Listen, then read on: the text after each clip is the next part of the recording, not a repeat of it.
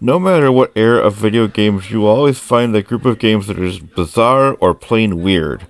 Most of these somehow never make it to the public, but today we're going to take a look at some of those that did.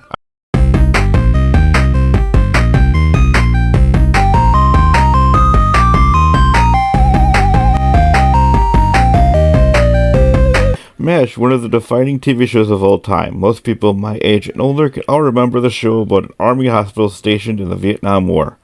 It gave us such memorable characters as Hawkeye Pierce, Rita O'Reilly, and Hot Lips Houlihan, and many more. However, depending on where the show is broadcast, you get something vastly different. Here in the States, a laugh track was played during the funny bits of the show, and in the UK, the BBC replaced the laugh track with the sound of screaming, dying barn owls. So what does this have to do with the game? Well, like most things that are based on other things, it's all subject to interpretation. Case in point, Super Mario Bros. The game and the 1980 Super Mario Bros. Movie, both vastly different, although the movie was a massive flop. Anyway, MASH the Atari game is rather a strange cross between helicopter rescue and operation.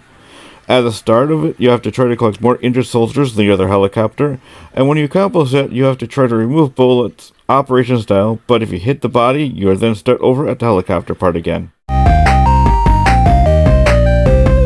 So this one has a bit of history. The year was 1983, and at the time Nintendo was still making arcade games, and the two creators of Donkey Kong, Miyamoto and Yokai, had success. But Yokai had the idea that Mario should survive from falling any height, and Miyamoto felt differently but eventually let along with it. However, it never came out due to the video game crash of 1983. It had got numerous ports over the years, but the one that the Atari is truly bizarre one to see. For me, I'm used to the one that came out for the NES, but both of them have the same premise.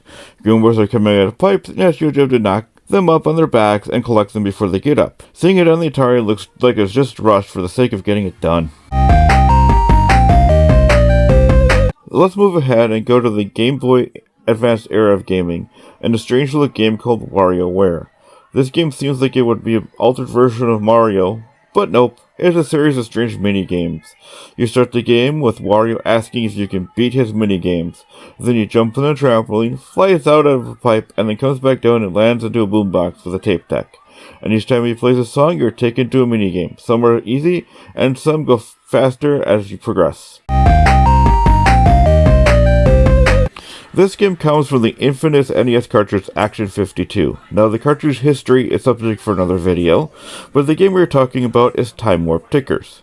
So this game is just nuts. You play as a hand walking with two fingers, and all you have to do is jump and kick. The whole game is like someone's fever dream after they drink too much, and each time you get hit by one of the bizarre things running all around the world, you get the word time with a question mark. So back in the NES era of gaming, if a game was made for the console, it had to be approved by Nintendo themselves and get the seal of approval.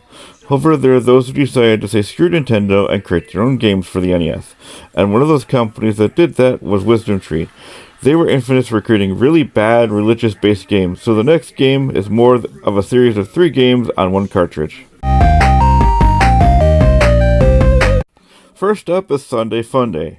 This game is as strange as it is boring. You play as a kid on a skateboard who has to get to church, but you have to try to avoid the bully, a walking and squatting fire hydrant, and some dropping bricks on your head. I couldn't get past the first level because you get to the edge of the screen and you stop, and that's it. Fish Fall is a simple game. All you have to do is try to catch falling fish with a hand before they fall into the fryer and become dinner, I guess.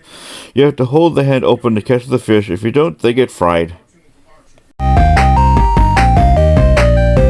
The last game on the cartridge is called For Him, the Ride. This is not a game at all. It's nothing more than the lyrics from a song from the Christian group For Him in a karaoke fashion. Well, let's end this with one game that actually started as an arcade game where you play as a late pop star himself, Michael Jackson, as you arrive in a car that transforms into Michael Jackson. After you enter a club where you toss the coin into your jukebox and the game begins. All you have to do is beat gangsters, I assume, and rescue children. The bizarre part to me is how you do that. You kick out sparkles and punch out sparkles to defeat them. However, if you press up, you get to see Michael Jackson squat and thrust out his crotch. So there you have it, a nice list of some of the most bizarre retro games. I know there are others out there to talk about, but there are far too many for one video, especially from the Action 52 cartridge. Anyway, have you ever played any of these or remember any bizarre games you've played? I'd like to know down in the comments.